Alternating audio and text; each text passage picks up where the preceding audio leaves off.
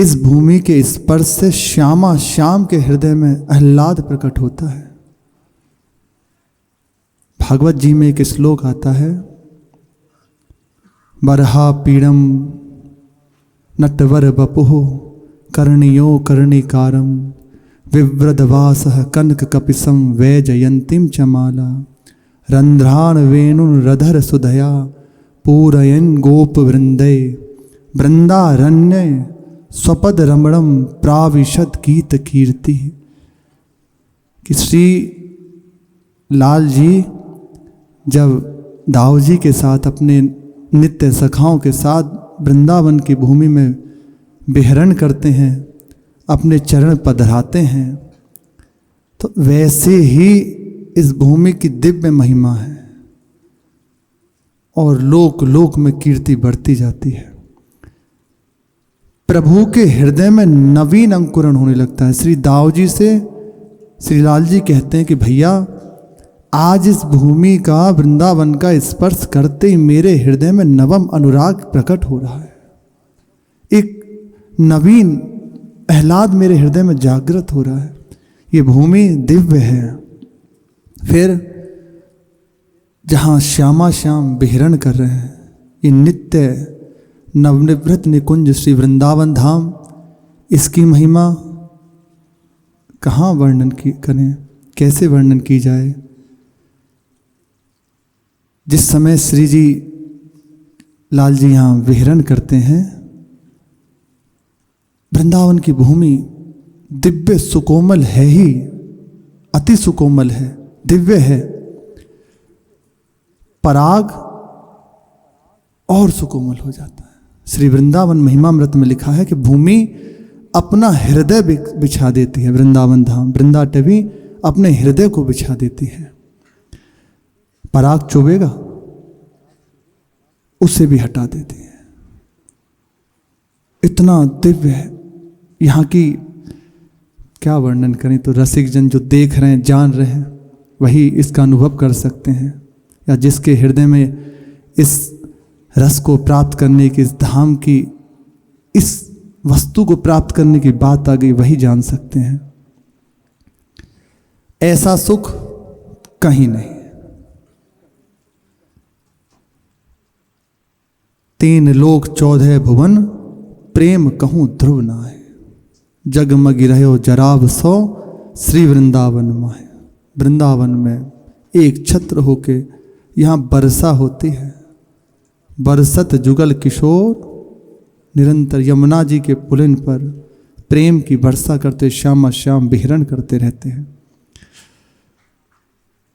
श्री सूरदास जी महाराज कह रहे, कहाँ सुख ब्रज को सो संसार, कहाँ सुखद बंसी बट जमुना, यह मन सदा विचार, कहाँ सुख ब्रज को सो संसार। जैसा ब्रज में सुख है, बरस रहा है यहाँ नित्य आनंद, कहीं चले जाओ। संसार की उपमा देकर त्रिभुवन को ले लिया श्री सूरदास जी महाराज ने। संपूर्ण जितना भी वैभव है माया का एक साथ ले लिया, कहीं नहीं। कहाँ है वंशी वट, यमुना तट, ये मन में विचार करो। कहाँ ऐसा दिव्य पुलिन है, ऐसी महिमा है। एक बार यमुना जी का दर्शन कर लिया ना, स्पर्श कर लिया, अवगाहन कर लिया, अब तुम्हारी यम की फांसी कट गई। वैसे भी लोक में है कि भाई दूज के दिन यदि यमुना जी में स्नान किया जाए भाई बहन, तो ऐसा है। फिर ये वृंदावन केवल इतनी ही महिमा नहीं है कि एक बार अवगाहन कर लिया, दर्शन कर लिया तो आपके अशुभ नष्ट हो गए, यम का द्वार नहीं देखना पड़ेगा। श्यामा श्याम की दिव्य लीलाओं का अधिकारी हो जाएगा। ये यमुना जी की महिमा है। वंशी वट, यमुना तट, विचार करो ऐसी दिव्य महिमा कहाँ है, कहाँ मिलेगी। कहाँ वन धाम, कहाँ राधा संग, कहाँ संग ब्रजबाम, कहाँ रस रास बीच अंतर सुख, कहाँ नारी तन धाम, कहाँ नारी तन ताम। कह रहे देखो कहीं भी दृष्टि घुमा लो, जहाँ तक जाना है लोक में परलोक में, जहाँ तुम जा सकते हो, बड़े बड़े तीर्थों में पुरियों में जाओ, कहाँ ऐसी शोभा होगी, कहाँ ऐसी महिमा होगी। ये धाम जहाँ श्री लाडलीजू लालजू नित्य सखियों के संग आनंद उल्लास में है रत, यहाँ निरंतर विहार परायण है। कहाँ ब्रजवासी जनों का संग है, कहाँ ऐसा ब्रज का प्रेम है, कहाँ ब्रज गोपी जन अन्य हैं, केवल वृंदावन, केवल वृंदावन। यहाँ रास रस कहीं नहीं। एक बार कुरुक्षेत्र में चंद्र ग्रहण या सूर्य ग्रहण हुआ, तब प्रभु द्वारिका से आए और समस्त ब्रजवासी कुरुक्षेत्र पहुंचे। सब मिलान हुआ, बैठक हुई। जब प्रभु एकांत में ब्रजवासी जनों से गोपी जनों से मिले, तब उस समय कहा, बहुत प्रार्थना करी पटरानियों ने द्वारिकाधीश जी की, कि हमने सुना है आपके रास की महिमा, एक बार कृपा करें।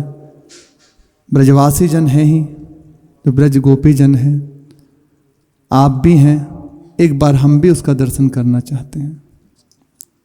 बहुत प्रार्थना हुई, स्वीकृति हो गई, पूरा प्रबंध किया गया रास का।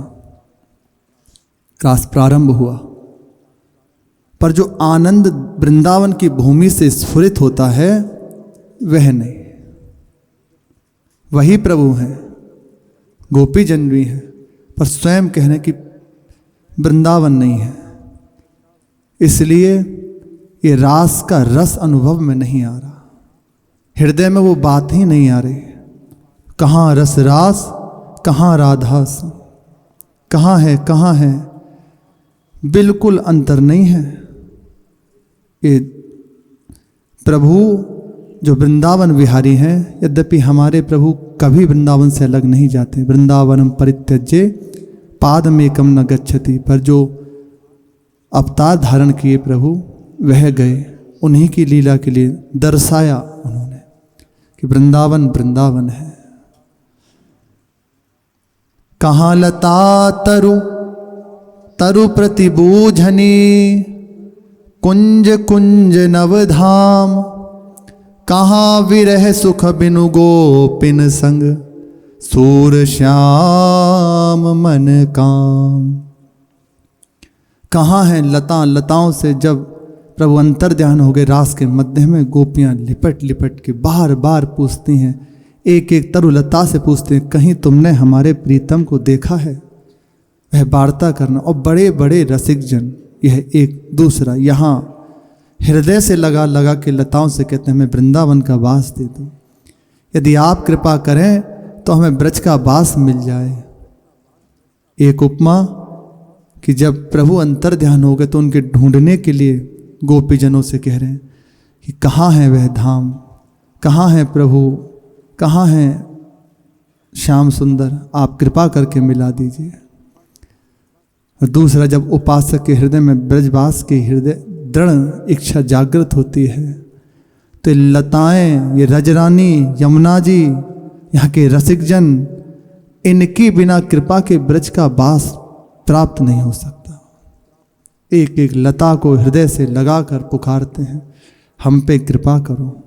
बड़े बड़े महापुरुषों ने, हरिराम व्यास जी हृदय से लगा लगा के एक लता को ऐसे रोते हैं कि यदि वृंदावन से एक चरण भी बाहर किया तो प्राण छूट जाएंगे, इतना प्रेम। महाप्रभु स्वयं कह रहे हैं, हे राधाया रतिग्रह सुखा, हे मृगा हे मयूरा, भूयो भूया प्रणतिभिर्हम प्रार्थये वो अनुकंपाम।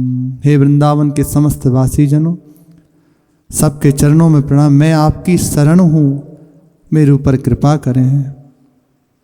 कहाँ है नवीन नवीन कुंज, जहाँ नवीन नवीन श्री श्यामा श्याम नवीन नवीन क्रीड़ा करते हैं। कहाँ ऐसा विरह सुख होगा, दुख नहीं विरह सुख होगा, जहाँ मिले हुए भी अनमिले हैं, देखते हुए भी अनदेखा है। ऐसा दिव्य सुख कहाँ होगा। सूरदास जी कह रहे हैं कि अन्य जो भी कुछ है सबका हृदय प्रेम से युक्त नहीं, कामनाओं से भरा हुआ है। संसार में जिसको प्रेम कहा जाता है वह काम है। यदि प्रेम की परिभाषा जानना चाहते हो, प्रेम को पाना चाहते हो, तो केवल वृंदावन, दूसरा कहीं नहीं। कहाँ सुख ब्रज को सो संसार। बाबा कह रहे हैं कि अब ब्रज का वास मिल गया। ऐसी महिमा भी कृपा करके श्री वृंदावन धाम हमें सुनाते हैं, हृदय में लाते हैं। अब आवश्यकता है कि हमारा मन भी इसी धाम में लग जाए। पांचे भूले देह सुधि, तभी ये भावना रास की बन सकती है।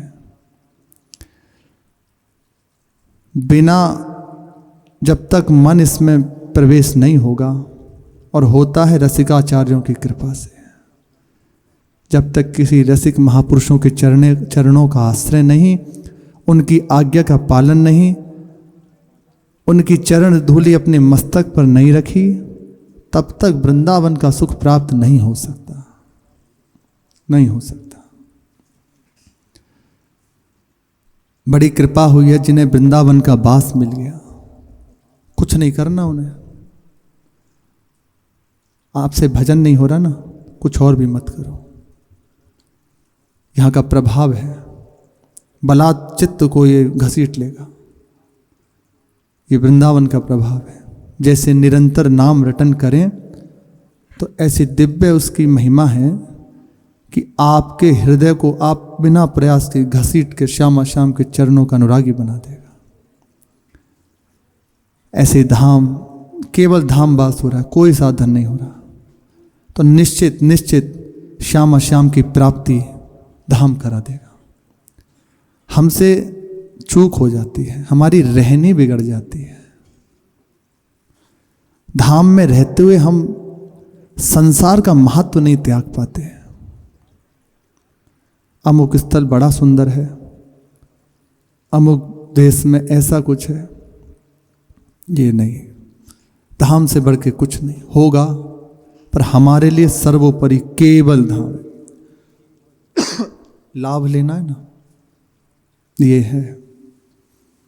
सब नाम सर्वश्रेष्ठ हैं, सबको प्रणाम है, पर हमारे लिए हमारी महारानी जी का नाम, राधा नाम, इससे बढ़ के कुछ नहीं।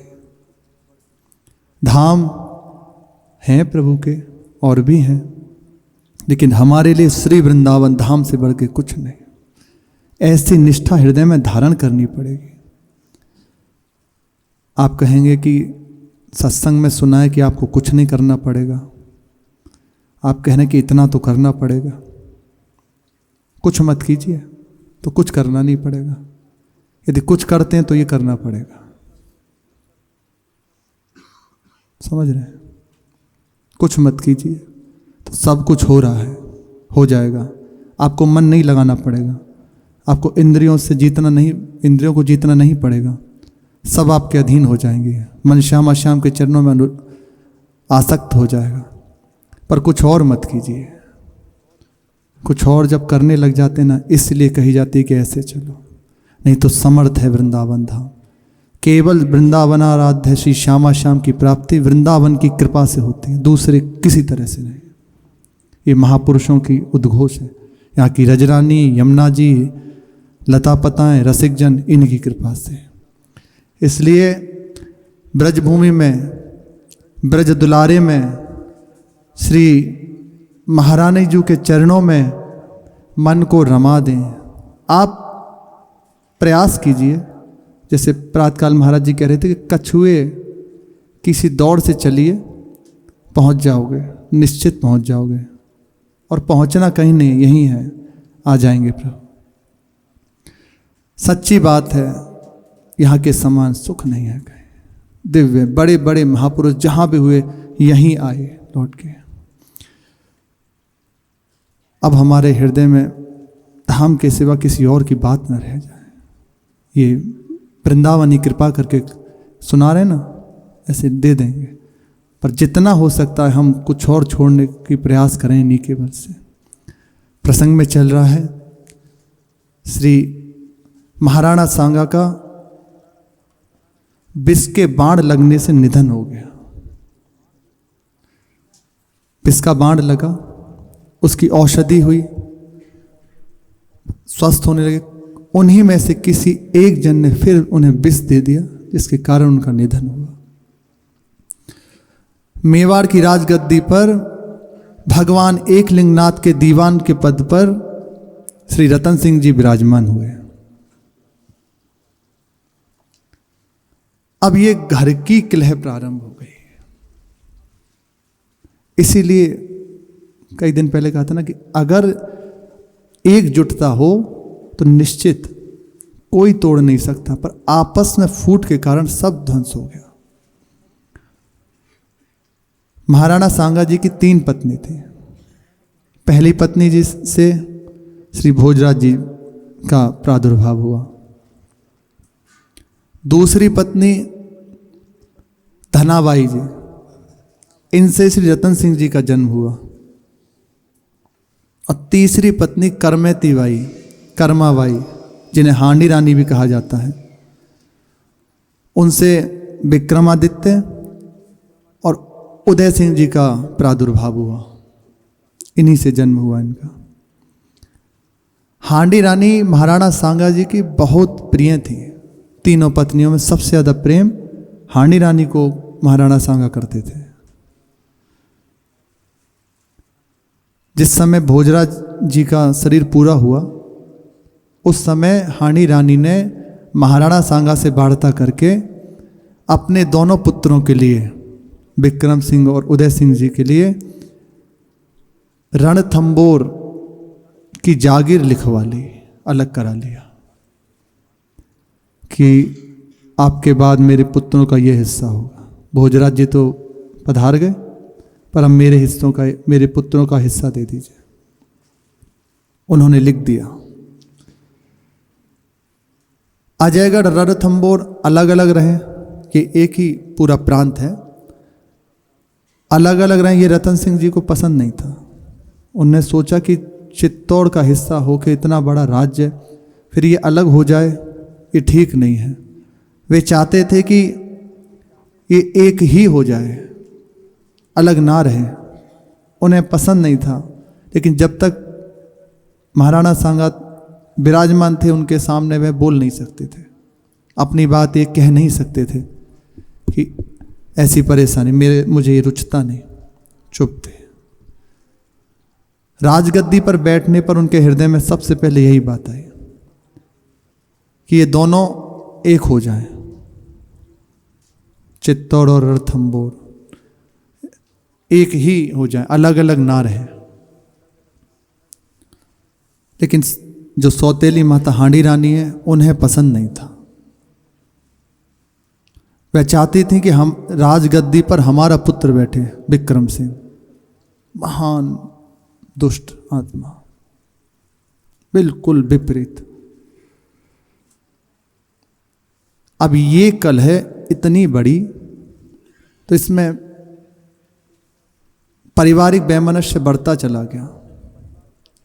स्पष्ट रूप से तो नहीं लिखा, पर जब ऐसी, जैसे पूर्व में पढ़ा है, तो वहाँ ये किया जाता है कि आपस के घर वाले उन्हें या तो जहर दे देते हैं। पन्नाधाय जी का प्रसंग सुना होगा। पन्नाधाय के प्रसंग में आता है कि उदय सिंह जी को ही मारने के लिए जब विक्रमादित्य को मार दिया, यही विक्रम थे, ये पृथ्वीराज करके थे, उन्हीं ने यहाँ के राजा बनने के लिए लेटे हुए उदय सिंह, उनने सोचा आखिरी वारिस यहाँ के यही हैं, इन्हीं का गर्दन काट दो। पन्नाधाय उस समय उनका पालन करती थी, पर अपनी दास्ता के ऊपर कलंक ना लगे इसलिए वहाँ से उदय सिंह जी को भगा दिया एक माता के साथ, और अपने पुत्र को उस पर लिटा दिया पन्नाधाय जी ने।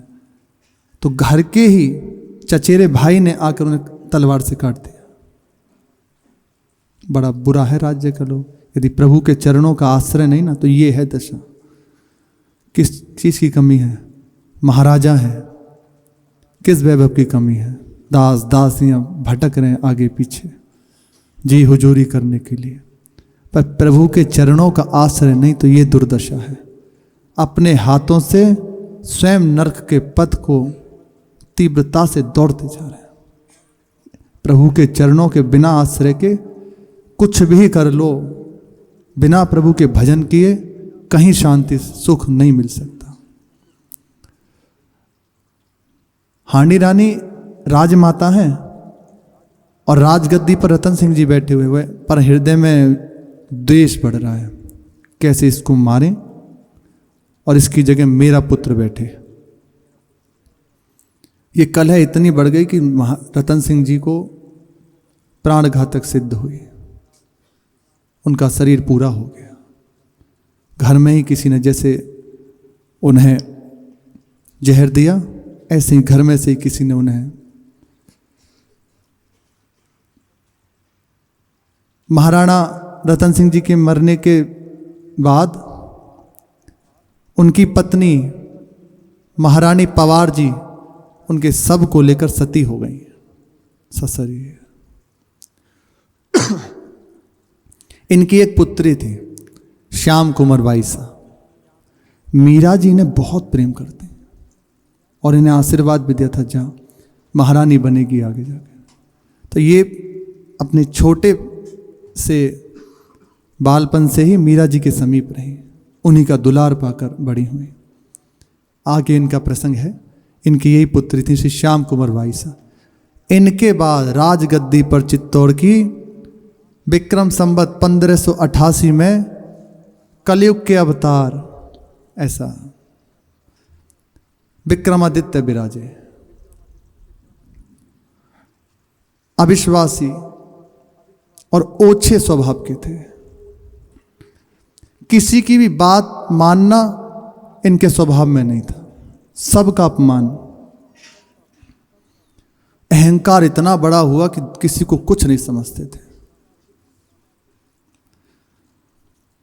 बड़े राज्य के जो प्रबंधक थे, बड़े बड़े सामंत थे, उन सब का अपमान कर करके उन्हें हटा दिया। खिदमतदार इतने बढ़ गए कि राज्य का प्रबंध कठिन हो गया इनके बैठते ही। 5000 पहलवान पाल लिए और उन्हीं के बल से रहते कि हम जीत लेंगे। चाटुकारिता इनकी करते रहते, जो भी इनके पास रहता इन्हीं के जैसे स्वभाव वाले इन्हीं के पास रहते। जैसे आप हैं ना वैसे ही आपको मिल जाएंगे। आप भजनानंदी हैं तो प्रभु कृपा करके भजन करने वालों के समीप पहुंचा देंगे। यदि आपका स्वभाव ठीक नहीं है, हृदय में मलिनता है, पर आपके अंदर है कि मैं इस प्रपंच से निकलूं, तो प्रभु व्यवस्था बना देंगे। और अहंकार करके कि नहीं हम बहुत अच्छे हैं, तो वैसी ही व्यवस्था पूरी हो जाती है। हमारे प्रभु हित में है, सबका हित करते हैं, सब पर दया है। यदि आप मानते हो कि मेरा हित बुरे जगह है तो समझाएंगे, संभालेंगे, परिस्थिति देंगे, पर आपकी मान्यता हो गई कि मेरा हित ही इसी में, तो बहुत प्रेम करते हैं ना, पिता हैं, दे देंगे, ठीक है जाओ। आपको लगता है चोरी करूं तो इसी में मुझे सुख मिलेगा, मेरा हित है, समझाएंगे, अंदर से प्रेरणा करेंगे, नहीं गलत है, ऐसा नहीं करना चाहिए। बाहर से भी आके समझाएंगे, पर नहीं मानोगे, फिर कहेंगे ठीक है भाई, तुमने जब हित मान लिया तो मेरा कार्य ही है सब पर मोरी बराबर दया, मेरी तो काम है सबको दया से पोषित करना, जाओ। फिर स्वयं प्रेरणा देने लगते हैं, ऐसे कूदना वह खिड़की से, ऐसा करना और आ जाना। और जब पेटो तो फिर पुकारना, प्रभु मैं गलती हो गई, फिर संभाल लेंगे। हित में है, प्रभु नाराज नहीं होते, उनका स्वभाव ही हित में है। कुटिल मूर्ख चाटुकार लोग ही आसपास नजर आते हैं और धन खींचते रहते हैं इनके पास से, इनकी बढ़ाई कर करके। बड़े बड़े सामंतों का अपमान करना, उनकी हंसी उड़ाने में महाराणा जी को, विक्रम सिंह को कोई लाज नहीं लगती। अपना सम्मान बचाने के लिए जो सामंत थे वह अपने घर जाकर बैठे, रहना मुश्किल हो गया, बहुत भारी पड़ गया। महाराणा सांगा ने अपने जैसे ही कुबुद्धियों को उत्तरदायित्व सौंप दिए सारे, तुम मंत्री, तुम प्रधानमंत्री, तुम अमुक अमुक, सब सौंप दिए। बुद्धिमान ईमानदार स्वामी भक्त लोगों की जो सेवाएं थी उन्हें हटा दी, उनकी जगह दूसरे कुटिल चाटुकारिता करने वाले उनको लगा दिया। ये राज्य के सुदृढ़ स्तंभ जिन्होंने अपना मस्तक के द्वारा अपने रक्त को बहाकर राज्य को संभाल कर रखा आज तक, उनको तिरस्कार पूर्वक हटा दिया। अपमानित होकर अपने घर चले गए।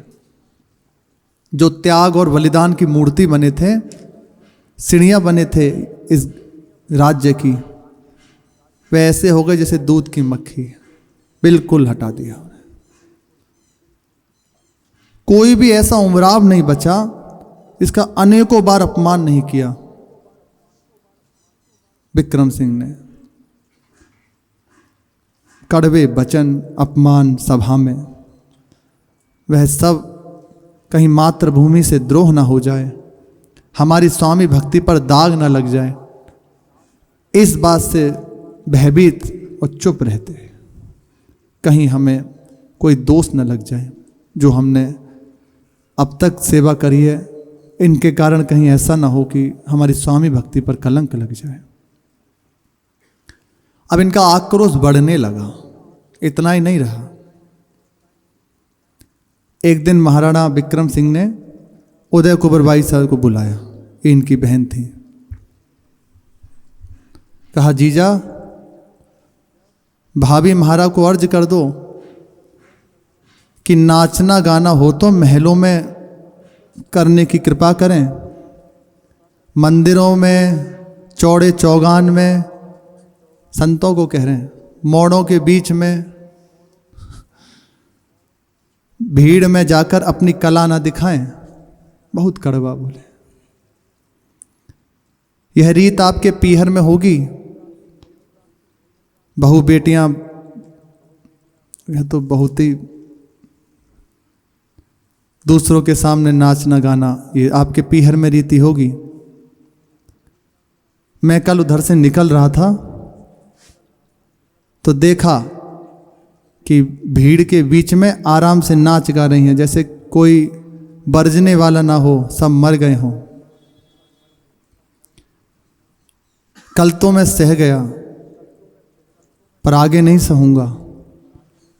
जाकर कह दो उनसे कि अब ये बर्दाश्त नहीं होगा, तुम्हें जो करना हो अपने महल में करो, बाहर जाने की आवश्यकता नहीं है। मेरी झील एड़ी से लेके चोटी तक फूट गई, इतना वो हुआ। अच्छी तरह समझाकर आप कह देना। उन्होंने कही जी। और मीरा जी के पास गई, उनने जो कहा सो कहा। अब उसमें और नमक मिर्च मिला दिए श्री उदय कुंवर जी ने अपनी तरफ से। कहा, भाभी महाराज, पहले तो दाजीराज और बाप जी हुकुम भारी पेट के थे, दाजीराज महाराणा सांगा और बाप जी हुकुम भोजराज जी भारी पेट के थे, इसलिए सब कुछ सह जाते, कुछ नहीं फरमाते थे। आज श्री जी बहुत रुष्ट थे, आप मंदिर ना पधारा करें, अपना फर्ज है कि इन्हें प्रसन्न रखें। यदि ये रूठ गए तो फिर हमारा क्या होगा, राज्य में रहना भारी पड़ जाएगा। और भी बहुत कुछ, जितनी भी उनके पास था सब कह दिया। कोई उत्तर नहीं दिया मीरा जी ने, तान पूरा लिया और बैठ गए। शिशोध्या रूठ्यो तुम्हारो काई कर लेसी। महाराणा विक्रम सिंह रूठ जाएं तो मेरा क्या बिगाड़ लेंगे? किस बल से कह रही हैं? प्रभु के बल से, दूसरो न कोई। ये अपने उपासकों के हृदय में होनी चाहिए। जब तक अन्य आश्रय है, अन्य बल है, आप कह नहीं सकते ये बात। भयभीत हो जाएंगे, अरे हमारी व्यवस्था छूट जाएगी, बिल्डिंग छूट जाएगी, कमरा छूट जाएगा, अमुक सेठ रूठ गए, अमुक जन रूठ गए तो हमें निकाल देंगे। भरोसे में कमी है, प्रभु का आश्रय नहीं है, इसीलिए ऐसी बात आ गई। नहीं तो बात नहीं आ सकती अंदर। प्रभु का बल है तो किसके बल? इसीलिए आए थे। मैं तो गुण गोविंद का गास्या हूं माई। गोविंद के गुण गाकर निर्भय हो चुकी हूं, किसी का मुझे कोई परवाह नहीं। अगर रूठ जाए तो रूठा रहे। व्याख्या बाद में करेंगे। राणो जी रूठ्यो बारो देश रखासी। हरि रूठ्या कठ जास्या हो माई। लोक लाज की कान न मानो। निर्भय निशान घुरास्या हो माई। सिसोद्या रूठ्यो तुम्हारो काई कर लेसी। राम नाम की झांझ चलास्या। भव सागर तर जास्या हो माई। मीरा शरण, किस बल से अब तक इतनी सी बात बोली? मीरा शरण सावल गिरधर की। चरण कवल लपटा स्या हो माई। इनके चरण नो के बल से हृदय में ऐसा सामर्थ्य जागृत हो गया, किसी को कुछ नहीं गिनती। अभय निशान बजाया। शेष चर्चा के श्री राधा वल्लभ लाल की जय।